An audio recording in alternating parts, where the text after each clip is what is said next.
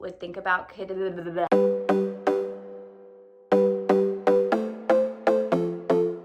Hello and welcome back to Book Time. My name is Leah if you're new here, and I'm so happy that you stopped by. I would love if you hit that subscribe button and we can become friends. This is my booktube. This is very new to me, and I've been so happy this year to just start doing book reviews and talk about all the books that I love. And without further ado, this is my mid-year book freakout tag. This year has been a very interesting year for me. It has been a year of a lot of personal trauma and loss, and so it has been really great to have books as a escape from reality and such a great friend to just get me through kind of a difficult year. As many of you know, I lost a parent this year, which was very, very difficult, and I also lost a very close uncle, and so it's just been a year that's been very challenging, and I have had some really phenomenal books that have gotten me through very difficult times. And I would say that I have had books speak to me in a way that I think only books could. And I've been so happy to just find some amazing books that have just fed my soul through this year and through this season. Right now, I am actually at 70 books out of 100, which is really good. I am 19 books ahead of schedule, and so I'm so excited that I'm right on track. It has been such a fun year. We have had reading challenges, buddy reads, and it's just been such a great time to just dive into some really great authors and new books that I've never heard of before and just find some great stuff. So the first book question would be, what is the best book that you have read so far in 2023? Ooh, that is a very difficult one because I know everyone and their mama is going to say Just for the Summer by Abby Jimenez, and rightfully so. I don't have it with me, but it was a fabulous book, 6 stars. I loved it so much. I have a friend borrowing it actually right now. But I would say that the best book for me is always a book that it actually applied to my life, and I was able to take concepts from this book or quotes from this book or a lesson I learned in it and apply it to my life. And so for me, it's a funny story. That book would be My Oxford Year by Julia Wayland. I know, everyone is probably surprised. I started that book off hating it because it was so raw for me. I was already going through the grief of losing a father, and the book was about grief, and it was just so poetic and beautiful and amazing, but it almost just hit me at a really difficult time. But as I began to dwell on all the things that the book was about, the quotes, the beautiful poetry in the book, I would say as far as a book moving my soul to absolute tears and just a space of healing, it would be this book. And if you have a chance to read this book, I highly, highly recommend it. Julia Wayland is my favorite voice performer for audiobooks, and I just 100% say you should just run out and get this book. The next question is, best sequel you've read so far in 2024?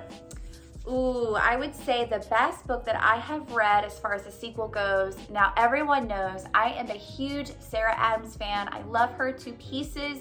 And one of my favorite books that was so funny this year was The Cheat Sheet. And the follow-up sequel to that would be The Rule Book by Sarah Adams. And even though I only gave it a 4-star, it was so fun, wonderful, everything that you want it to be. And so I'd have to say that was probably my favorite sequel. The next question is, what is a new release that you have not read yet, but you want to? Okay, so everybody was freaking out about Emily Henry's Funny Story, and rightfully so, because Happy Place was just the best book ever. Some people think so, some people do not. But I loved it, and so I was so excited for Funny Story to come out. But when I got into it and I read a couple chapters, I just wasn't vibing with it, so I kind of gave it a soft DNF for now. But I do want to complete it because I have heard that the book has some redeeming qualities. So I would say that's probably the book that I am looking most forward to finishing, that I haven't fully committed to or started yet. Okay, what is my most anticipated release for the next half of this year? I think it's going into more of next year, but I would say it's probably going to be Sarah Adams. I know, I just love her. Beg, Borrow, and Steal, which is in her When in Rome series. I say that that's probably the one I'm most excited about because she has been blurbing it, and her writing is like none other. It's so great, it's so fun, the banter is unmatched, it's so sweet, And I would say that she just like approaches romance at a very sweet, like almost whimsical angle, and it's like not dirty like or trashy. It's just very sweet, romantic, and whimsical. What is my biggest disappointment so far this year? 100% Once Upon a Broken Heart.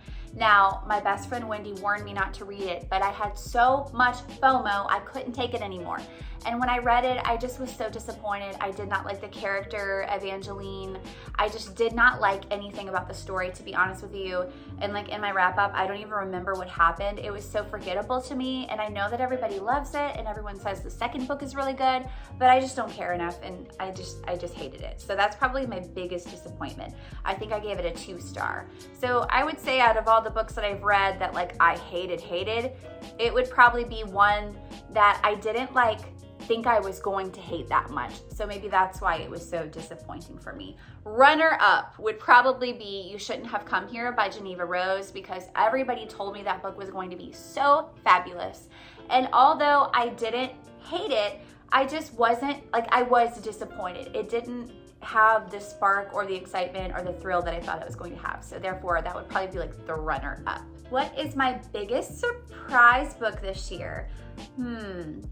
Okay, so a surprise book would be like an author that you were not even expecting. It wasn't on your radar, like you didn't even know about it. It was a super big surprise that you were even gonna like it because you have heard nothing about it really.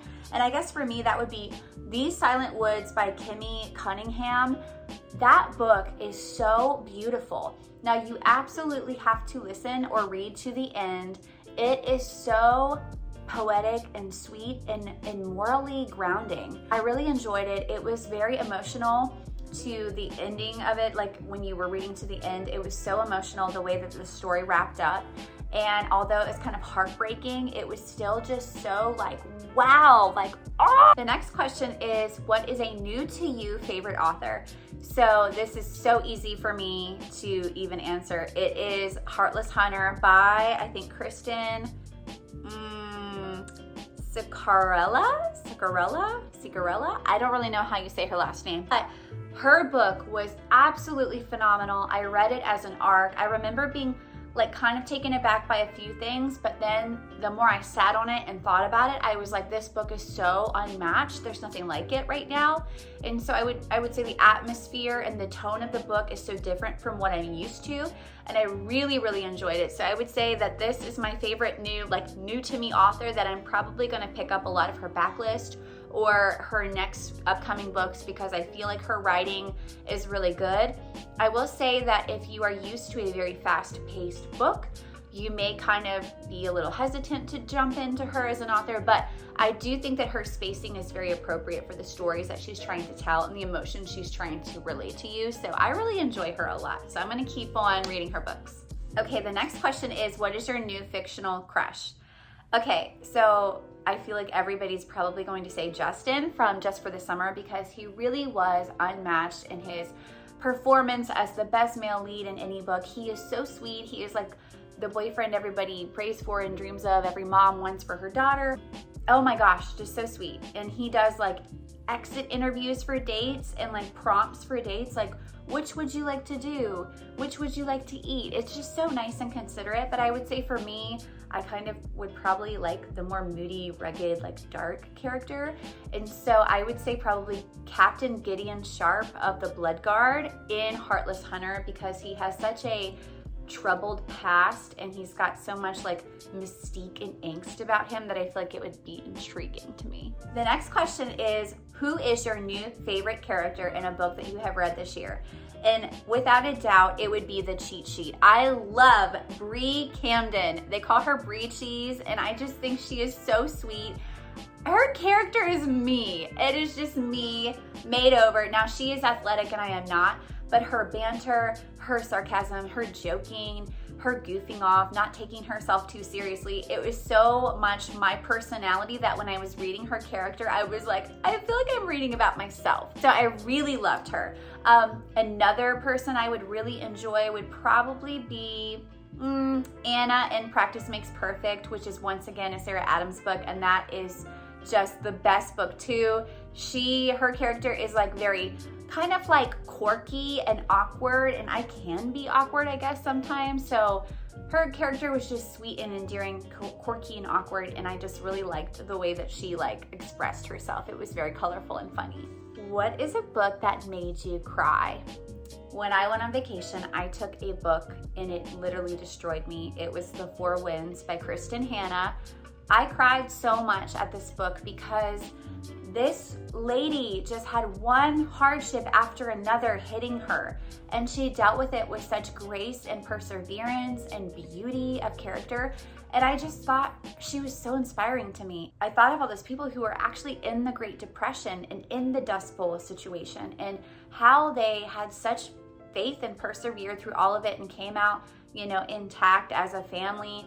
And just, I don't know, it just really made me emotional to think that it is a fictional story, but it was about true events, which is usually what she does because it's historical fiction. So I don't know, it just moved me to tears. And there were so many quotes in the book that were just unmatched. And I feel like Kristen Hanna writes from such a place of conviction, in such a place of inspiring people to be better and to just persevere, have faith, be kind-hearted, and I just love the way that she writes. So I would say that probably is the main book that made me cry.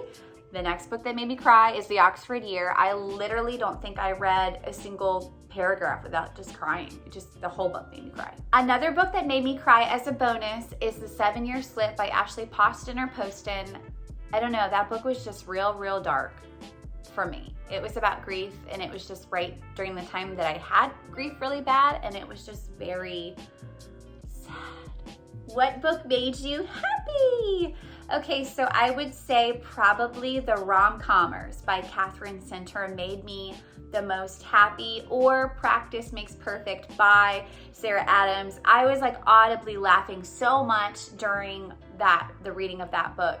It was so much fun. Another book that also made me laugh very hard was Mayhem at the Orient Express by Kylie Logan, and this was a cozy. This was my first 5-star cozy, and it was just hilarious. I don't even know. It just made me laugh so much. There was so much situational, funny stuff that happened, and they were like older ladies that were neighbors that couldn't get along, and so there were just so many like funny forced proximity situations that just had me cracking up. So that book was super funny too. The next question is, what is your favorite book to movie adaptation so far this year? So I read the book The Story Life of A.J. Fickery, and immediately after, of course that book also had me crying, immediately after I went and watched the movie on Hulu, I believe it is. And it was so true to the story. It was like completely the same. And I just felt like it was so great the way that they represented each character. And so I would say that's probably the most accurate depiction of a book to movie that I have seen maybe ever, because pretty much every bit of the dialogue in the book was in the movie. So I would say that's probably the best book to movie adaptation I have seen this year. What is your favorite post that you have written this year? I would say that the book that probably like empowered me maybe to post a quote would be Just for the Summer, and that's by Abby Jimenez. Everyone knows, we all love it. And the quote is, "You are not what happened to you, but you are what you do next." And I felt like that was a really great charge to everybody, to not use your past as an excuse to like buffet all of your bad behaviors, but use your past as the fuel to change your life. And so basically not to just use your past as a crutch all the time to, disregard the things about you that may not be so great. And maybe it is valid, and those, past traumas have shaped you in a way you don't like, but you can always rise above what someone has done to you or what has happened to you, because you are in charge of who you are today. So I would say that was probably the best post that I made, was having that quote and posting about it and just loving it so much. And I had a friend who actually sent me a bookmark with that quote on it, and it was just so phenomenal. Thank you, Kayla. What is the most beautiful book that you have bought this year? Easy. Ready or not. It is simply the most beautiful, if you can see it.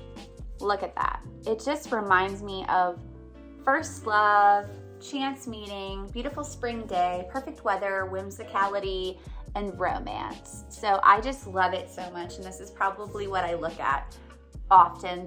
I haven't even read it yet because I'm so afraid to defile the beauty of the cover with like my thoughts on the writing. I'm like, it's so beautiful as a book. I just don't even want to read it. I just want to look at it. We're already down to the very last question. Oh my gosh, I can't believe it. And it is, what books do you really want to read by the end of this year? So I would say I really want to finish Throne of Glass. I am currently on Heir of Fire, and it is okay. I'm just not in a fantasy mood right now, super duper, because I feel like it's more fallish for me to be in a fantasy mood. So I'm looking forward to finishing it, and I really want to finish it probably in fall. Also looking forward to reading this, which I just showed you. I think it's going to be so sweet and so cute. Another book I got like last year that I really want to get into is Matched. I feel like it's going to be really good. I really haven't looked much into it, but it does have, you know, several others in the series. I think it's a trilogy, maybe even more. I think they came out with like a 4th book now. But it's really cute. The storyline sounds interesting, and it is like sci-fi fantasy, so I'm excited to read this. Gotta get it on my shelf. The next book I'm excited to read is Powerless by Lauren Roberts. Everyone and her mother and grandmother is talking about this book because, of course, the new one came out, Powerful, and then Reckless is coming out. So I really want to get to this book really soon. It says Hunted Hunter, Destined for Each Other. So already I think that that's going to be like Heartless Hunter, which I cannot wait. Another book I'm really excited to read is One Dark Window. I tried to squeeze this into my April TBR and I absolutely couldn't do it. So I am so excited to try to finish this one before the year ends because I think I'm going to like it. And I love how I said I'm not in a fantasy mood and I just showed you like, I don't know, 3 fantasy books. Another book I'm very excited about is Never by Jessa Hastings. So she is the author of Magnolia Parks, which I'm also excited to read before the end of this year, but I really want to read this. I'm just very attracted to the cover. I would say this is probably another one that could fall under most beautiful cover. So see this, look at how pretty. I don't know, I just think it seems so magical. So I'm really excited to read this one. That is it, everybody, for my mid-year freakout tag. I am so excited to finish all of the books that I have on my docket. And I have so many physical TBR books and so many books that I just have waiting around that I want to get to. So I'm hoping to get to them by the end of this year and finish even more than reading just 100 books. Maybe I could go for like 120, who knows? So I'm excited to finish out this year, and so far it's been a great reading year. I've had a lot of great books that I've really enjoyed. So I hope that you enjoyed this mid-year freakout tag, and I hope that you find books that you really enjoy. Comment below what is one of the favorite books that you have had so far this year that you have just loved and told everybody about. I can't wait to hear about it. Till next time, bye everybody.